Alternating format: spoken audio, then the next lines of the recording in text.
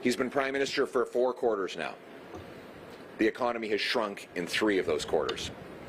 He's the only G7 leader who can say that. The economy is smaller today than when Mark Carney became Prime Minister a year ago. He's the only G7 leader who can say that. He's been, Mark Carney will like to make excuses today. But let me ask him a question. But before I do, I'm going to actually quote back to him something he said to one of you. Mark Carney said to one of the journalists, "Rosie, look inside yourself."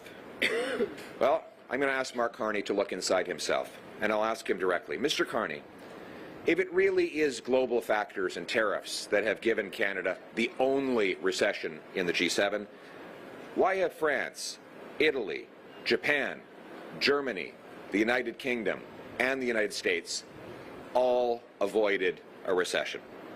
They all have the same tariffs and the same global factors, yet none of them, not one, is in recession. Only Mark Carney has the distinction of leading his country into a recession. Now, we know that there will be a lot of excuses today, but excuses will not put food on the dinner table of the 2.2 million people relying on food banks. Excuses will not get the jobs back for the 120,000 people who've lost them, as Canada has the 2nd highest unemployment in the G7. Excuses will not allow a young couple to buy a home, as Mark Carney has given Canada the worst housing costs in the G7.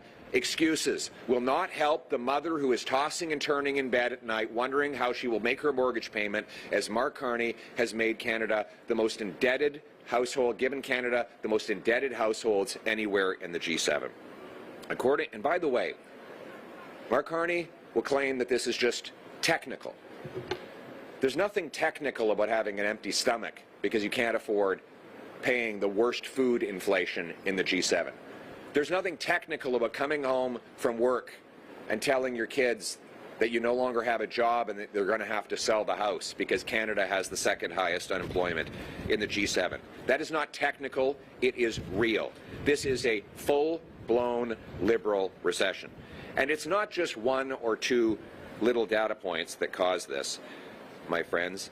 It is one of many data points that we see today. For example, in the last few weeks alone, we have fact after fact showing that the liberal economy is collapsing. I'm going to quote from Equifax. Insolvency volumes have increased to levels not seen since 2009, up 19% year over year. Delinquency rates climbed 32% year over year. In the first quarter of this year, insolvency volumes hit a 17-year high, partly due to escalating financial strain on mortgage holders, and 1.5 million Canadians missed a minimum debt payment in the first 3 months of this year alone. Then there's the investment numbers, which came out just yesterday. They show that in the first 4 quarters under this Liberal Prime Minister, Canada saw $1.9 billion of investment flee. That's $20 billion more than entered our country. That's a net $20 billion leaving our country to build pipelines, mines, homes, bridges, technology in other countries for foreign businesses and foreign workers. Shame. Again, we cannot blame foreign factors for that, because the other countries to which that investment fled are facing the same foreign factors. So no more excuses, please. We actually need results. Furthermore, we know that the Prime Minister is fond of doing illusions of action, but here is the core reality. After a year in office, what has really changed in our economic policy? Every anti-development law remains in place, C-69, C-48. He's increased the industrial carbon tax 6 times higher than it was when Justin Trudeau was in office. Home building has actually dropped, and in many provinces, the GST still applies to that home building. He's renamed, not eliminated, renamed the consumer carbon tax. And there are 500 economic projects waiting, some of them for years, just to get through the Liberal bureaucracy permitting system. Now, we know what won't fix this.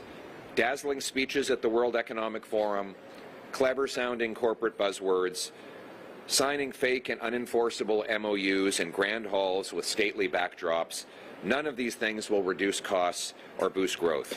Announcing projects that were approved many years earlier, or making pie in the sky promises like he's going to double electricity production 25 years from now with no details on how.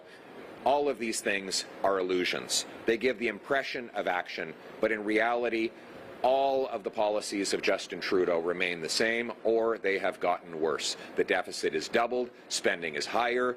The only spending that has not gone up is capital spending, precisely the opposite of what Mr. Carney promised. The only way out of this Liberal recession is to reverse the policies that caused it in the first place.